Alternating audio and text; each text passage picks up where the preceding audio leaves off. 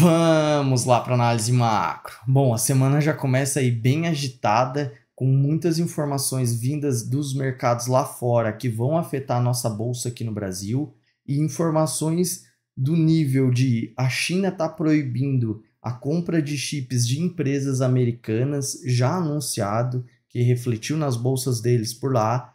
Também nós tivemos aí o Bitcoin na semana passada teve uma movimentação aí de 88% de queda durante uma madrugada em específico, que eu vou explicar o porquê, porque teve gente me perguntando por que aquilo aconteceu.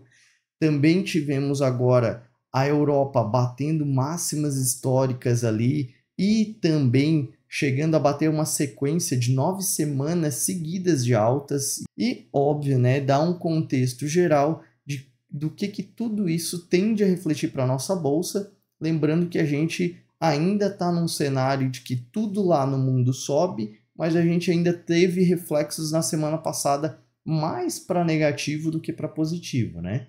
Então, já começando pela parte da Ásia, nós tivemos as bolsas asiáticas fechando no negativo, a maior parte delas bem negativas, inclusive a bolsa do Japão, que na semana passada bateu aí 2, 3 vezes a máxima histórica, dessa vez fechou no negativo nessa madrugada, mas lá é mais especificamente por uma realização de lucros mesmo. Agora, na China, não. A China a gente tem aí motivos bem específicos, lembrando que a China ainda está em espera pelos dados de produção industrial e outro dado de atividade econômica, que é o PMI, né? Que vão sair essa semana, que vai ficar no radar dos mercados chineses e vai refletir para a gente aqui no Brasil, mas o que está refletindo para eles hoje foi que o governo chinês proibiu a compra de chips de empresas americanas, mais especificamente a Intel e a AMD,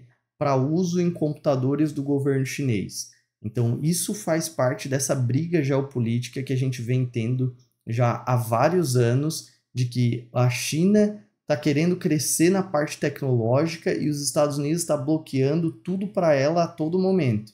E agora a China começou a revidar com bloqueios contra a tecnologia americana também.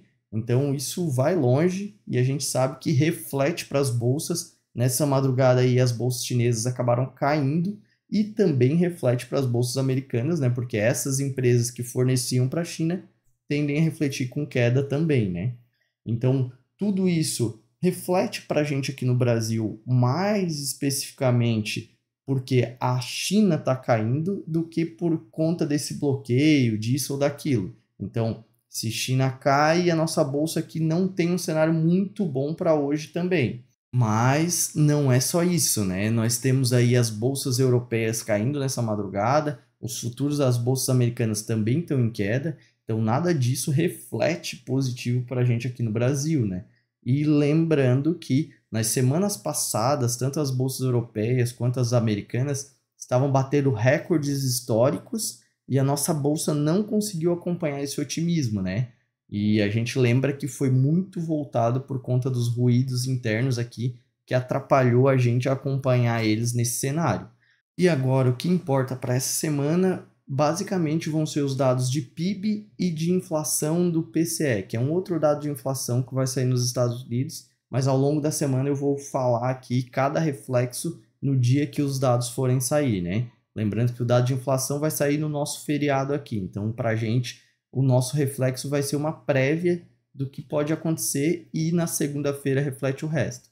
E já para falar do que muita gente me perguntou durante a semana passada, foi por que teve uma queda no Bitcoin, que foi ventilada. Basicamente, o Bitcoin mergulhou 88% na BitMEX.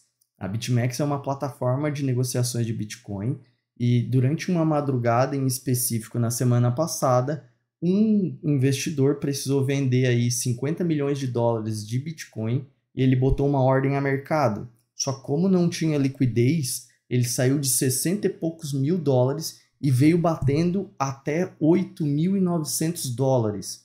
Então isso representou uma queda durante uma madrugada de 88% do valor que tinha fechado naquela semana ali de alta bem expressiva, né? E depois que aconteceu isso, Os investidores por si só ficaram preocupados, porque essa BitMEX é uma plataforma em específico, só que existem várias. E aí o que acontece? Depois que aconteceu esse fato, logo em seguida o preço da BitMEX começou a voltar e voltou para os preços de 60 e poucos mil dólares. Só que isso gerou uma preocupação entre os investidores grandes de que se eles precisarem sair, talvez a sua corretora, a sua plataforma não tenha a liquidez que eles precisam, e isso, óbvio, né, gera saída, tanto que teve aí mais de $1 bilhão de saída das ETFs de Bitcoin aí, depois desse evento ter acontecido, né? Então a gente sabe que isso é um fato em específico para a criptomoeda, mas é um alerta para os investidores ficarem um pouquinho mais com o pé atrás desse hype que está tendo aí das criptomoedas, né? Então, assim, isso não vai afetar nossa bolsa para hoje, é só o fato curioso. O que afeta, que é o que eu já comuniquei ali agora, sobre China, sobre Estados Unidos, hoje o reflexo mais provável é que nós abriremos com uma queda também aqui, uma queda para a nossa bolsa e alta para o nosso dólar, só que ao longo do dia a gente vai ter que ver as novas informações, né? Mas esse é o primeiro cenário, lembrando que essa segunda-feira ainda tem muita coisa para acontecer ao longo dessa semana, né? Então é isso. Se esse é o tipo de conteúdo que te interessa e quiser receber ele todos os dias antes do nosso mercado aqui no Brasil abrir, só se inscrever no canal. Se puder deixar o like, é o jeito que o YouTube reconhece nosso trabalho. Beleza? Um abraço!